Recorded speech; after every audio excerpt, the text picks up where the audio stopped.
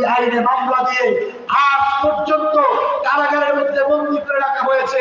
অপরাধ ঠান্ডা পিস্তল নিয়ে, ঠান্ডা বন্দুক নিয়ে রাস্তার মধ্যে নামার অপরাধে যদি একজন কোরআন প্রেমিক আলেমকে, একজন কোরআন প্রেমিক মুসলমানকে কারাগারের মধ্যে বন্দী করা হয়, ফয়সাল আহমেদের মতো সন্ত্রাসী হাতের মধ্যে বন্দুক নিয়ে গ্রেফতার হওয়ার পরেও যদি বাইরে ঘুরতে পারে, সুতরাং বোঝা যায় এখনো বাংলার জমিনের মধ্যে শেখ হাসিনা বিদায় হলেও তার দূষণ ভারতের এজেন্ডা, ভয়ের এজেন্ডা এখনো প্রশাসনের মধ্যে আছে।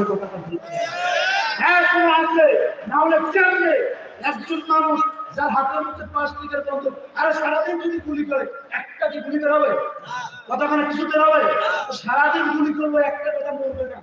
অথচ তার সন্তান বিরোধী আইনে মামলা দিল, যেমন আইনে মামলা দিচ্ছে বেচারা বের হওয়ার মতো উপায় নেই। কেন সন্তান বিরোধী আইনে মামলা দিলাম? কয়েক যে অস্ত্র নিছে, সমাজের মধ্যে আতঙ্ক সৃষ্টি হচ্ছে।